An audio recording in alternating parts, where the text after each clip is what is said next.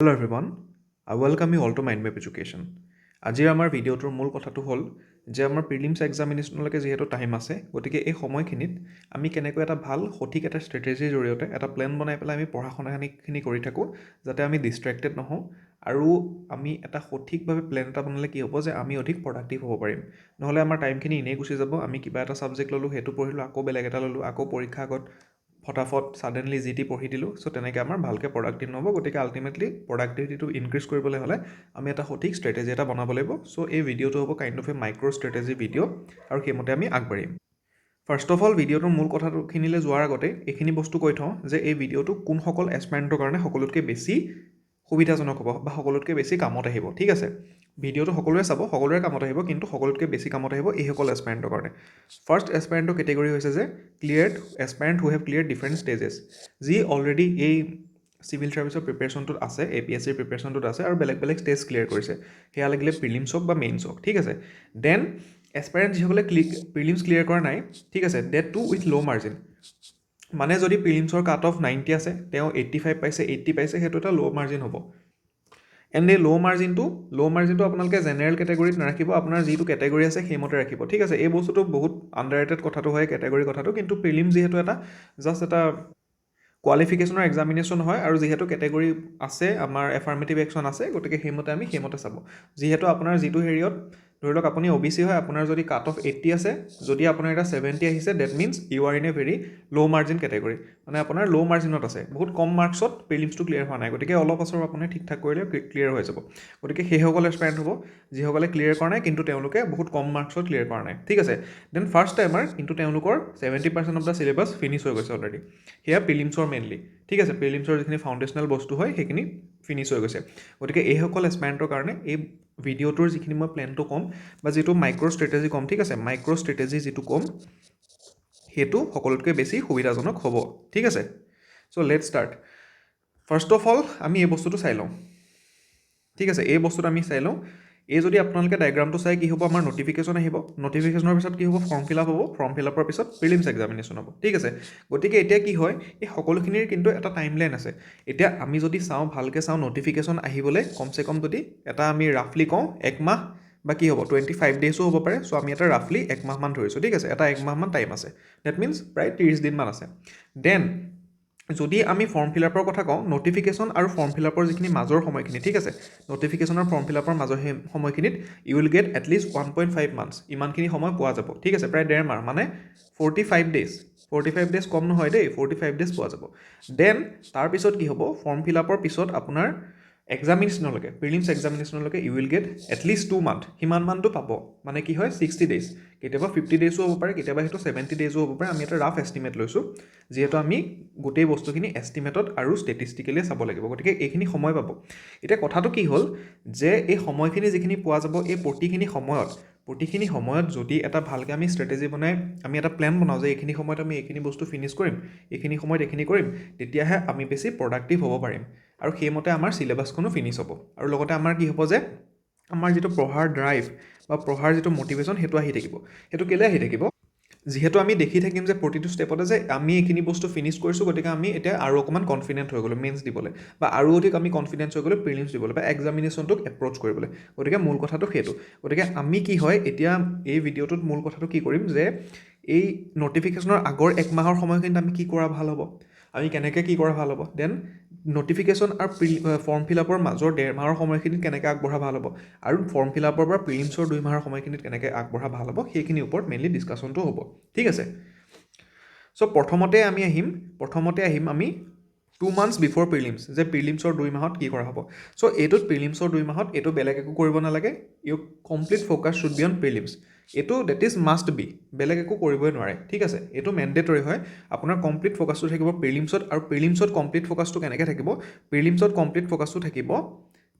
যে ষ্টাডি কৰিব লাগিব আপুনি পঢ়িব লাগিব ক'ৰ ছাবজেক্টখিনি যদি পঢ়ি থৈ দিছে ইউ হেভ টু ৰিভাইজ ঠিক আছে পঢ়ি থৈ দিছে যদি ৰিভাইজ আৰু নতুনকৈ 2-এটা বস্তু ওলাব পঢ়িবলৈ সেইখিনি পঢ়িলে আৰু সেইখিনি টেষ্ট কৰিব লাগিব ঠিক আছে টেষ্টিং কৰিব লাগিব ভায়া টেষ্ট পেপাৰ ঠিক আছে ভায়া টেষ্ট পেপাৰ্ছ এতিয়া টেষ্ট পেপাৰ কি হ'ব টেষ্ট পেপাৰ আপুনি বহুত বেছি লগাব নালাগে বোলে 100খন 200খন সিমান নালাগে লগাব এটলিষ্ট 10খন বা 20খনমান টেষ্ট পেপাৰ আপুনি লগাব লাগিব আৰু টেষ্ট পেপাৰ সকলোতকৈ ভাল এটা হ'ব যে আপুনি যদি এটলিষ্ট এটা ইনষ্টিটিউচনে নহয় আপুনি দুটামান ইনষ্টিটিউচনৰ টেষ্ট পেপাৰ লগায় ঠিক আছে টেষ্ট পেপাৰটো পাব ন দুটামান ইনষ্টিটিউচনৰ টেষ্ট পেপাৰ লগাব লাগিব সেইবোৰ আমি পিছত ক'ম যে কোনখিনিটা টেষ্ট পেপাৰ কেনেকুৱা ধৰণৰ হ'ব কোনখিনিত কি কি বস্তু থাকে সেইবোৰ আমি পিছত ক'ম বাৰু বাট এতিয়া আমাৰ মেইন আইডিয়াটো হৈছে যে কি যে প্ৰিলিমছৰ 2 মাহৰ আগতে বেলেগ একো কৰিব নালাগে বেলেগ একো নহয় কমপ্লিট ফ'কাছ থাকিব লাগিব প্ৰিলিমছত লাগিলে সেয়া ইণ্টাৰভিউ দিয়া কেণ্ডিডেটেই হওক বা লাগিলে চিলেক্ট হোৱা কেণ্ডিডেটেই হওক আই ন' ছাচ কেণ্ডিডেট যাৰ চিলেকশ্যন হৈছে কিন্তু প্ৰিলিমছ ক্লিয়াৰ কৰিব পৰা নাই কাৰণ প্ৰিলিমছত ফ'কাছ নিদিয়ে যে মোৰ চিলেকশ্যন হৈ গ'ল প্ৰিলিমছটো মই উলিয়াই দিম কিন্তু নহয় it is getting tough every year প্ৰতি বছৰে এইটো টান হৈ আহি আছে টান মানে কি যে কমপ্লেক্স হৈছে গতিকে প্ৰিলিমছৰ সেইখিনি প্ৰিপেৰেশ্যনটো কৰিব লাগিব এটলিষ্ট ঠিক আছে গতিকে সেইটোত অভাৰ কনফিডেঞ্চো হ'ব নালাগে আণ্ডাৰ কনফিডেণ্টো হ'ব নালাগে এটা নিৰ্দিষ্ট সময় অনুসৰি পেলাই সেই 2 মাহ সময় অৰ্থাৎ 60 ডেইজ প্ৰিলিমছৰ কাৰণে সেই ষ্ট্ৰেটেজি এটা বনাই ভালকৈ পঢ়িব লাগিব তাৰ আগত বেলেগ একো কৰিব নালাগে এতিয়া যাওঁ আমি বেলেগখিনি হেৰিয়লৈ যে ফৰ্ম ফিল আপৰ আগত আৰু নটিফিকেশ্যনৰ আগত আমি কি এতিয়া আহিলে আমাৰ এইটোলৈ যে নটিফিকেশ্যনৰ আগত আমি কি কৰা উচিত নটিফিকেশ্যনৰ আগত মানে কি হয় টাইম লাইনটো যে এতিয়া বৰ্তমান যিটো সময় হৈ আছে ডিচেম্বৰ সময়টো আৰু আমাৰ আৰ্লি জানুৱাৰী বা আমি কমপ্লিট জানুৱাৰী বুলিও ধৰিব পাৰোঁ এই সময়খিনিত আমি কি কৰা উচিত ঠিক আছে চ' এই সময়খিনিত যে 1 মান্থটো পোৱা হৈছে এই 1 মান্থটো কিন্তু এনেই ৱেষ্ট কৰিলে বেয়া কথা হ'ব এটা এনেই ৱেষ্ট কৰা মানে কি হ'ব মই অলৰেডি আগৰ ভিডিঅ'কেইটাত কৈছোঁৱে যে আমি পিকনিক খাব গ'লোঁ আমি বিয়া খাব গ'লোঁ আমি ফুৰিলোঁ ট্ৰিপ মাৰিলোঁ লগৰ ল'ৰা ছোৱালীৰ লগত ঠিক আছে সেইটো এনেই কৰা হ'ব অভিয়াছলি লাইফত সেইবোৰ বস্তু কৰিব লাগিব কিন্তু যদিহে আপুনি এই এক্সামিনেশ্যনৰ গোটেই চাৰ্কলটোত আছে দেন আপুনি কিন্তু টাইমখিনি সদব্যৱহাৰ কৰিব লাগিব সময়খিনি ঠিক আছে গতিকে এই সময়খিনিত সকলোতকৈ ভাল সদব্যৱহাৰ কৰিবলৈ সকলোতকৈ ভাল বস্তুটোৱে হ'ব কমপ্লিট ফ'কাছ অন মেইনছ এতিয়া প্ৰিলিমছত কোনো ফ'কাছ কৰিব নালাগে অভিয়াছলি যে আপুনি যদি কোনোবাই এনেকুৱা ষ্টুডেণ্টে চাই আছে যি ফাউণ্ডেশ্যনেল ষ্টাৰ্ট কৰিছেহে ঠিক আছে যি পঢ়া শুনা ষ্টাৰ্ট কৰিছেহে বোলে যি অকল লক্ষ্মীকান্ত পঢ়িছে বেলেগ একো পঢ়াই নাই গতিকে তেওঁলোকে অভিয়াছলি সেইখিনি ক্লিয়াৰ কৰিব লাগিব কিন্তু যিসকলে অলৰেডি ঠিক ঠাক এটা পঢ়া শুনা কৰি লৈছে ঠিক আছে তেওঁলোকে বিগিনাৰ ষ্টেজটো অলপ বছৰ পাৰ হৈ গৈছে গতিকে তেওঁলোকে যিখিনি মই অলৰেডি ক'লোৱে প্ৰথম ষ্টাৰ্টিঙতে যে এইখিনি এছপাইৰেণ্টৰ কাৰণে সুবিধাজনক হ'ব গতিকে তেওঁলোকে কি কমপ্লিট মেইনছত ফ'কাছ কৰিব লাগিব এতিয়া কমপ্লিট মেইনছত ফ'কাছ কৰিবলৈ হ'লে এই সময়খিনিত কি হয় যে এনেকুৱা নহয় যে মেইনছৰ বোলে GS1খন ফিনিছ কৰিলোঁ GS2খন ফিনিছ কৰিলোঁ তেনেকৈ অকণমান টান হয় ঠিক আছে আৰু এটা কথা এইটোও দেখা গৈছে GS পেপাৰখিনি কি হয় GS পেপাৰখিনি ছাবজেক্ট ৱাইজ ফটাফট ফিনিছ কৰিব পাৰি কিন্তু কেইটামান ছাবজেক্ট আছে সেইকেইটা কি হয় ফটাফট ফিনিছ কৰিব নোৱাৰি সেই ছাবজেক্টকেইটা কি হয় এটা হৈছে এছেটোতো এনেকুৱা এটা ছাবজেক্ট হয় যে এছেটোত গুৰুত্বই দিয়া নহয় ঠিক আছে এনেকৈ ধৰা হয় যে GS মই পঢ়িলোঁ ইভেন বহুতক এনেকৈ গাইডো কৰা হয় যে GS পেপাৰৰ কাৰণে আপুনি যিখিনি বস্তু পঢ়িছে সেইখিনি দিয়ে এছে লিখি থৈ আহিব পাৰিব কিন্তু তেনেকৈ কি হয় তেনেকৈ কৰি পেলাই লাষ্টত এছেত কি পায় 2 ডিজিট নাম্বাৰ পায় ঠিক আছে 250 ভিতৰত পায় 80 90 তেনেকৈ মাৰ্কছ পাই আছে আৰু অভিয়াছলি এছেৰ কথাটো ক'ব নালাগে যে ইমান বেছি ইম্পৰ্টেণ্ট হয় এছে পেপাৰখন যে এছে পেপাৰখনত যদি আপুনি কেনেবাকৈ 170-80 পাব পাৰে GSত যদি বহুত কম মাৰ্কছো পায় ইভেন তেতিয়াও ACS পোৱাৰ চান্স থাকে ঠিক আছে গতিকে এছেখন বহুত ইম্পৰ্টেণ্ট হয় আৰু এছে পেপাৰখন আপুনি যিখিনি বস্তু এছে কাৰণে কৰিব লাগে প্ৰিপেৰেশ্যন কৰিব লাগে আপুনি এছে কাৰণে ধৰি লওক আপুনি উদাহৰণ দিব লাগে আপুনি বুকছৰ নাম বনাব লাগে আপুনি থিংকাৰ্ছ ফিল'চফাৰ্ছ সেইবোৰ আপুনি কৰিব লাগে কণ্টেণ্ট গোটাব লাগে সেই সকলোবোৰ বস্তু কৰিবলৈ এতিয়া হৈছে সকলোতকৈ ভাল টাইম এতিয়া আৰু এটা ভাল টাইম কি হ'ব এতিয়া বৰ্তমান খুব বুক ফেয়াৰবোৰ হৈ আছে ঠিক আছে বুক ফেয়াৰত আপুনি এখন দুখন কিতাপ কিনিব যাব এতিয়া বাহিৰা কিতাপবোৰ যেতিয়া পঢ়িব তাৰ পৰা যিবোৰ সেই কিতাপৰ লিখাৰ ষ্টাইলটো ফ্ল'টো সেইবোৰ বস্তু আপোনালোকে এছেত ইণ্টিগ্ৰেট কৰিব পাৰিব গতিকে এছেখনৰ প্ৰিপেৰেশ্যন কৰিবৰ কাৰণে সেইকাৰণে এইটো হৈছে সকলোতকৈ ভাল সময় অভিয়াছলি প্ৰিপেৰেশ্যনটো কি হয় 1 মাহত আপোনাৰ প্ৰিপেৰেশ্যনটো আপুনি মাষ্টাৰ হৈ নাযায় এছে কিন্তু যদি আপুনি সেই বস্তুখিনি অলপো আগবঢ়াই থয় এটলিষ্ট আপুনি 50-60% যদি এছে প্ৰিপেৰেশ্যনটো আগবঢ়াই থয় আপোনাৰ পৰীক্ষাৰ আগত দিগদাৰ নহয় ঠিক আছে পৰীক্ষাৰ আগত নহ'লে কি হয় যে এছে লিখিম বুলি থাকোঁতে এছপাইৰেণ্টৰ এছে লিখিব থাকিছে সেই পৰীক্ষাত গৈ পেলাইহে মেইনছৰ প্ৰথম দিনাখনি এছে লিখা হয় গতিকে সেইকাৰণে এছে প্ৰিপেৰেশ্যনটো এতিয়াৰ পৰা যদি ষ্টাৰ্ট কৰি দিয়ে যদি একেবাৰে কৰাই নাই তেতিয়া আপোনাৰ কাৰণে বহুত ভাল হ'ব দেন আহিলে আছাম ঠিক আছে আছাম পৰ্চনটো কি হয় মেইনছত যদি চোৱা যায় মেইনছৰ আছাম পৰ্চনটোত 600 মাৰ্কছ আছাম পৰ্চনে কভাৰ কৰে ঠিক আছে আউট অফ 1500 মাৰ্কছ চ' সেইকাৰণে ক'ব নালাগে যে আছাম পৰ্চনটো কিমান বেছি ইম্পৰ্টেণ্ট হয় আছামৰ অলৰেডি আমাৰ GS5ৰ এখন পেপাৰ থাকে আৰু তাৰ লগতে কি হয় বাকী পেপাৰসমূহতো 30-35% কুৱেশ্যন বা ৱেইটেজ অসমৰ পৰা গতিকে কি হ'ব আছামৰ কাৰণে ইট ইজ হাই টাইম যে আছামৰ কাৰণে এতিয়াৰ পৰা আপোনালোকে ভালকৈ পঢ়া শুনাটো ষ্টাৰ্ট কৰি দিয়ে আৰু আল্টিমেটলি কি হয় যে এগেইন এছেগতে অসমো কি হয় অসমো আপুনি এক মাহত তেনেকৈ কৰোঁ বুলিলে কৰিব নোৱাৰে এইবোৰ বস্তু কি হয় আপোনাৰ ভেলু এডিশ্যন হৈ গৈ থাকিব ঠিক আছে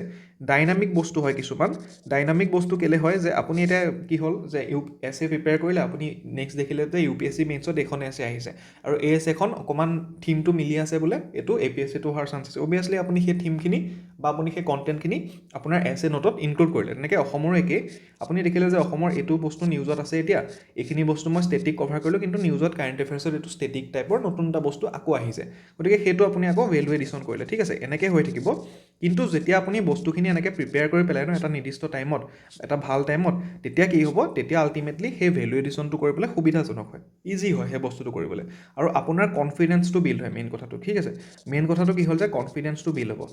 আৰু কনফিডেন্সটোৱে লাগেগৈ আপোনাৰ মেইনছ এক্সামিনেশ্যনত আপুনি ভালকৈ লিখি থৈ আহিবলৈ কাৰণ এক্সামিনাৰ যেতিয়া আপোনাৰ আনচাৰ চাই আপোনাৰ কনফিডেন্সটো যদি নাথাকে সেই আনচাৰত সেইটো প্ৰতিফলিত হয় সেইটো ওলায় ঠিক আছে মই সেইটো নিজে আনচাৰ চোৱাৰ এক্সপিৰিয়েঞ্চৰ পৰা কৈছোঁ যে যেতিয়া মই প্ৰস্তুতি আনচাৰ চাওঁ সেই বস্তুখিনি ওলায় টেষ্ট পেপাৰ যেতিয়া চোৱা হয় সেইটো ওলায় যে কনফিডেন্সটো আছেনে নাই ঠিক আছে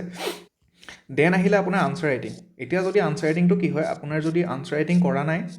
আনচাৰ ৰাইটিং আপোনালোকে কৰা নাই এতিয়ালৈকে এতিয়া ভাল টাইম হৈছে আনচাৰ ৰাইটিংটো ষ্টাৰ্ট কৰা ঠিক আছে আনচাৰ ৰাইটিংটো ষ্টাৰ্ট কৰা সকলোতকৈ ভাল টাইম হৈছে কাৰণ কি হয় যে মেইনছৰ আগৰ সময়খিনিত আনচাৰ ৰাইটিং তেনেকৈ কৰিবলৈ টাইম নাথাকে বা শিকিবলৈ টাইম নাথাকে তেতিয়া কি কৰিব লাগে তেতিয়া টেষ্ট লিখিব লাগে টেষ্ট পেপাৰ লিখিব লাগে আৰু লগতে কি হয় যে যিখিনি আপোনাৰ কণ্টেণ্ট আছে আপুনি পঢ়িছে সেইখিনি ৰিভিজন কৰিব লাগে আৰু নতুন দুই এটা বস্তু আহে মেইনলি যিখিনি কাৰেণ্ট এফেয়াৰ্ছ হওক বাজেট হওক ইকনমিক ছাৰ্ভে হওক সেইখিনি বস্তু ক্লিয়াৰ কৰিব লাগে গতিকে নতুনকৈ আকৌ আনচাৰ ৰাইটিং শিকিবলৈ নাথাকে আৰু তেনেকুৱাত বহুতৰ কি হয় টেষ্টটো লিখিবগৈ নোৱাৰে বহুতে কাৰণ আনচাৰ ৰাইটিং বস্তুখিনিয়ে নাজানে ভালকৈ গতিকে প্ৰিলিমছ ক্লিয়াৰ কৰিলেও বহু ক্ষেত্ৰত কি হয় যে মেইনছটো ভালকৈ দিব নোৱাৰে গতিকে সেইকাৰণে এতিয়া আৰু এটা ভাল কাম কৰিব পাৰে যে আনচাৰ ৰাইটিং আপোনালোকে ষ্টাৰ্ট কৰি দিব পাৰে ঠিক আছে এতিয়া আনচাৰ ৰাইটিং আপোনালোকে কেনেকৈ কৰিব কি কৰিব সেই সম্পৰ্কে ভিডিঅ' অলৰেডি মাইণ্ড মেপ এডুকেশ্যনত মই বনাই থৈছোঁ আগতে ৰূপু ছাৰে বনাই থৈছে ঠিক আছে গতিকে আপোনালোকৰ সেই লিংকখিনি দি দিয়া হ'ব আমাৰ ডেছক্ৰিপশ্যনত তাৰ পৰা আপোনালোকে আনচাৰ ৰাইটিং চাব সেই সম্পৰ্কে ইভেন এছ এ আৰু অসমৰ সম্পৰ্কেও কি বস্তু কৰিব লাগে কেনেকৈ ষ্ট্ৰেটেজি এটা কৰি আগবাঢ়িব লাগে সেইখিনিও দি থোৱা আছে এতিয়া মই জাষ্ট আইডিয়াটো দিছোঁ যে এইখিনি সময়ত আমি এইখিনি বস্তু কৰিব লাগে সেইখিনিও আপোনালোকৰ লিংকত ডিছক্ৰিপশ্যনত লিংকটো দি দিয়া হ'ব সেইখিনি আপোনালোকে চাই ল'ব এবাৰ চ' এইটো এটা কোড এটা হয় এইটো মেইনলি এছ এত আহিছে UPSC ঠিক আছে time to repair the roof is when the sun is shining যে যেতিয়া সূৰ্যটো ৰ'দটো দি আছে বেলিয়ে ৰ'দটো দি আছে তেতিয়া আমি ঘৰৰ ছালখন বা টিংখিনি বা আমাৰ মেইনলি ছালখন বা টিংখিনি কি হয় যে ঘৰৰ ৰুফখন ঠিক কৰি ল'ব লাগে নহ'লে যেতিয়া বৰষুণ দিব তেতিয়া কি হ'ব আমাৰ ঘৰত পানী পৰিব গতিকে বস্তুটো এইটোৱে যে এতিয়া বৰ্তমান চব পিনে ঠিকেই হৈ আছে একো টেনশ্যন নাই নটিফিকেশ্যনো অহা নাই ঠিক আছে নটিফিকেশ্যন অবিয়াছলি আহিব কিন্তু বৰ্তমানটো অহা নাই গতিকে সেই টেনশ্যনটো নাই কোনো ফম নাই গতিকে আপুনি ভালকৈ এতিয়া যদি আপুনি এই তিনিটা বস্তুটোত নিজৰ শক্তিটো বঢ়াই থৈ দিয়ে ষ্ট্ৰেংথেন কৰি থৈ দিয়ে প্ৰিপেয়াৰটো ভালকৈ কৰি থৈ দিয়ে তেতিয়া কি হ'ব তেতিয়া আপোনাৰ পিছত সেইটো টেনশ্যন নহয় এটা কথা আছে নহয় যে the more you sweat in practice the less you bleed in war যে প্ৰেক্টিছত যিমান আপুনি ঘামিব যিমানেই কষ্ট কৰিব যেতিয়া যুদ্ধ হ'ব তাত তেজ সিমানেই কম ওলাব যে সিমান ব্লিড নহয় গতিকে সেই বস্তুতে আল্টিমেটলি কি হয় পিছ টাইমত বা যেতিয়া আমি সময়টো পাওঁ যেতিয়া আমি সময়টো আমাৰ হাতত অফুৰন্ত থাকে তেতিয়া আমি প্ৰডাক্টিভ হ'ব লাগে আৰু যিখিনি পাৰোঁ আমি ফিনিছ কৰি থ'ব লাগে কাৰণ আল্টিমেটলি পিছত গৈ পেলাই টাইমৰ বহুত ক্ৰাঞ্চ হয় কিছুমান বস্তু থাকিয়ে যায়গৈ প্ৰিপেয়াৰ কৰিবলৈ গতিকে এইকেইটা ৰেডিমেড বস্তুহে আপুনি যদি এবাৰ প্ৰিপেয়াৰ কৰি থৈ দিয়ে এই বস্তুকেইটা এবাৰ যদি প্ৰিপেয়াৰ কৰি থৈ দিয়ে ভালকৈ অকণমান কষ্ট কৰি আপুনি গোটেই লাইফ টাইম নেপাহৰে অবিয়াছলি গোটেই লাইফ টাইম পৰীক্ষা দি থাকিব নলগীয়া নহয় কিন্তু কি ঠিক যদি এইবাৰ নহয় নেক্সট বাৰ দিবলগীয়া হ'ব পাৰে ঠিক আছে গতিকে সেইকাৰণে এই বস্তুখিনি ঠিককৈ প্ৰিপেয়াৰ কৰি থ'লে সেই কনফিডেঞ্চো থাকিব যাতে আপুনি লিখিবলৈ আকৌ বা মেইনছত বহিবলৈ সেইটো এটা ভয় কৰিবলগীয়া নহয় দেন ফৰ্ম ফিল আপৰ আগৰ 1.5 মান্থত কি কৰিব সেইটো এগেইন কৈ দিছোঁ ফৰ্ম ফিল আপৰ আগৰ 1.5 মান্থত এইটো এপ্ৰ'চ ল'ব পাৰিব এপ্ৰ'চটো হৈছে 60-40 এপ্ৰ'চ 60-40 এপ্ৰ'চ মানে কি যে 60% ৱেটেজ ষ্টিল মেইনছত থাকিব আৰু 40% ৱেটেজ আপুনি প্ৰিলিমছলৈ ডাইভাৰ্ট কৰি দিলে ঠিক আছে এতিয়া 60% ৱেটেজত মেইনছত কি কৰিব মেইনছৰ বেকলগখিনি ক্লিয়াৰ কৰিব বেকলগ মানে আপুনি যদি প্ৰিপেয়াৰ কৰিছিলে বোলে আপুনি এছ এ প্ৰিপেয়াৰ কৰিছিলে ঠিক আছে এছ এ বোলে কিবা প্ৰগ্ৰেম ল'লে মডিউল ল'লে আছাম বোলে কিবা মডিউল ল'লে আনচাৰ ৰাইটিং বোলে কিবা কৰি আছে শিকি আছে তাৰ কিবা থাকি গ'ল সেইখিনি আপুনি বেকলগখিনি ক্লিয়াৰ কৰিলে ঠিক আছে আৰু লগতে 40% কি কৰিলে 40% টাইম আপুনি এল'টেড কৰিলে প্ৰিলিমছৰ PYQ ৰিভিজনত আৰু তাৰপিছত ক'ৰ ছাবজেক্টখিনি ৰিভিজনত ঠিক আছে প্ৰিলিমছৰ ক্ষেত্ৰত PYQ বহুত বেছি এটা গুৰুত্ব আছে কাৰণ PYQৰ পৰা কি হয় কিছুমান বস্তু থিম আৰু কিছুমান কণ্টেণ্ট ডাইৰেক্টলি ৰিপিট হয় গতিকে সেইখিনি ৰিভিজন কৰিব লাগিব বুক এখন লৈ ল'ব প্ৰিলিমছৰ PYQৰ কাৰণে UPSCৰ PYQ কাৰণে বুকখন ল'ব, APSCৰ কাৰণে বুক চুক ল'ব নালাগে। 2022ৰ পৰা যিখিনি পেপাৰ আহিছে, মেইনলি 3খনেই পেপাৰ আহিছে এতিয়ালৈকে প্ৰিলিমছৰ, সেই 3খন পেপাৰ APSC ৱেবছাইটৰ পৰা ডাউনলোড কৰি প্ৰিণ্ট আউট কৰি ল'ব, বেলেগকৈ কিতাপ ল'ব নালাগে, পুৰণা কিতাপবোৰ একো কামত নাহে, ঠিক আছে। কিন্তু UPSCৰ কাৰণে মৃণাল পেটেলৰ কিতাপ এখন আছে দিশা পাব্লিকেশ্যনৰ, সেইখন লৈ ল'ব, বেলেগ ল'লেও ল'ব পাৰিব, ঠিক আছে। আৰু ক'ৰ ছাবজেক্টৰ ৰিভিজন মানে কি হয়, ক'ৰ ছাবজেক্ট মানে কি হয় যে ইণ্ডিয়ান পলিটি, তাৰপৰা ইকনমি, ঠিক আছে, এনভাইৰনমেণ্ট, সেই ছাবজেক্টখিনি যিখিনি অধিক আহে প্ৰিলিমছৰ কাৰণে, ঠিক আছে। তাৰপিছত আছামৰ যিখিনি ক'ৰ কণ্টেণ্টখিনি হয় প্ৰিলিমছৰ কাৰণে ৰিলেটেড হয়, সেইবোৰ বস্তু এবাৰ ৰিভাইজ কৰি ল'ব পাৰিব। গতিকে এইখিনি কৰিব লাগিব ফৰ্ম ফিল আপৰ আৰু ন'টিফিকেশ্যনৰ মাজৰ সময়খিনি, ঠিক আছে। এই সময়খিনিত এইখিনি কৰি ল'ব লাগিব। আৰু তাৰপিছত অলৰেডি ক'লোৱে যে প্ৰিলিমছৰ আগৰ 2 মাহটোত দেয়াৰ ইজ ন' বেলেগ থিং যে মেণ্ডেটৰী হয় আপুনি প্ৰিলিমছৰ কাৰণে কমপ্লিটলি ফ'কাছ কৰিব লাগিব। Then last but not the least, যে এই গোটেইকেইটা বস্তু যি হয় যে এইকেইটা এতিয়া আপোনালোকে কৰিব পাৰে, সেই ক্ষেত্ৰত আমিও অলৰেডি কাম কৰি থৈছোঁ। এতিয়া যদি আমাৰ আছাম পৰ্চনটোৰ কথা কওঁ, আছাম পৰ্চনটোৰ কাৰণে আমাৰ লুইথ 360 আছে মেইনছৰ কাৰণে, কমপ্লিটলি মেইনছৰ ডেডিকেটেড। এইটোত আপোনাৰ কি হয় যে যিহেতু আমাৰ আছামৰ 600 মাৰ্কছ কভাৰ হয় আউট অফ 1500, ঠিক আছে, মেইনছৰ, গতিকে এইটো আমি কৰি থোৱা আছে। এতিয়া কি হয় লুইথ 360টো কি হয়, এনেই আছামটো যদি তেনেকৈ চাবলৈ যোৱা যায় বহুত বেছি ডাঙৰ বস্তু হৈ যায়, কিন্তু আমাৰ ইয়াত ইমান মানে একদম ক্ৰিস্পলি, শ্বৰ্ট এণ্ড ক্ৰিস্পলি গোটেই বস্তুখিনি উইডেন 12 ৰেকৰ্ডেড ক্লাছেছ, ঠিক আছে। ইয়াত 10 ৰেকৰ্ডেড ক্লাছেছ দিয়া হৈছিলে, কিন্তু আমাৰ অলপ বাঢ়ি গ'ল পিছত, গতিকে সেই 12 ৰেকৰ্ডেড ক্লাছেছ কৰি থোৱা আছে। আৰু ইয়াত কি হ'ব, ইয়াত আপোনালোকৰ যিখন আমাৰ অসম বাজেট আহিব 2026ত, যিখন বাজেট আহিব আৰু ইকনমিক ছাৰ্ভে আহিব, সেইখিনি বস্তু সেয়া অহাৰ লগে লগে আপডেটেড কৰি দিয়া হ'ব সেইখিনি ক্লাছেছ, ঠিক আছে। গতিকে আছামৰ কাৰণে আমাৰ এইটো লুইথ 360 বুলি আমাৰ এইটো মডিউল এটা আছে। দেন এছে কাৰণেও এগেইন একদম শ্বৰ্ট এণ্ড ক্ৰিস্পলি যাতে এছে গোটেই বস্তুখিনি আপুনি 1 মাহত কমপ্লিটলি কৰিব পাৰে, তাৰ কাৰণে আমাৰ সৃষ্টি প্ৰগ্ৰেম আছে, ঠিক আছে, সৃষ্টি প্ৰগ্ৰেম আছে এছে কাৰণে, সেইটো আছে, ঠিক আছে। দেন আমাৰ to know' the skills of answer writing, ঠিক আছে, আনচাৰ ৰাইটিং শিকিবলৈ যে কি বস্তু কৰিব লাগে GS পেপাৰ ৱাইজ, প্ৰতিখন পেপাৰত প্ৰতিটো ছাবজেক্ট ৱাইজ, সেইটো কাৰণে উই হেভ মেড দ্য প্ৰগ্ৰেম উত্তৰণ। আৰু এইটো বস্তু কি হয় আনচাৰ ৰাইটিঙৰ ক্ষেত্ৰত এনেকুৱা বস্তু অসমত এতিয়ালৈকে বেলেগ কোনো কৰা নাই, গতিকে এইটো আমি কৰিছোঁ। এইটোত কি হ'ব যে প্ৰতিটো ছাবজেক্ট ৱাইজ, ঠিক আছে, মেইনছৰ GS 1ৰ ধৰি লওক আপোনাৰ art and culture, history, society, geography, GS 2ত polity, governance, IR, social justice, তেনেকৈ গোটেই ছাবজেক্টবোৰত প্ৰতিটো ছাবজেক্টতে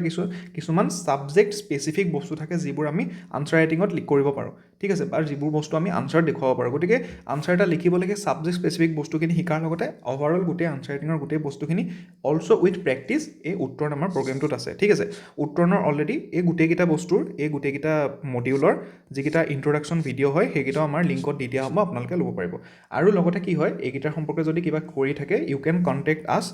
অন দিছ নম্বৰ, ঠিক আছে। এই নম্বৰটোত আপোনালোকে হোৱাটছএপ কৰিব পাৰে, আপোনালোকে ফোন কৰিব পাৰে এইকেইটাৰ সম্পৰ্কে যদি কিবা কৰি থাকে। আৰু লগতে জইন আমাৰ Telegram channel that is mind map APSC।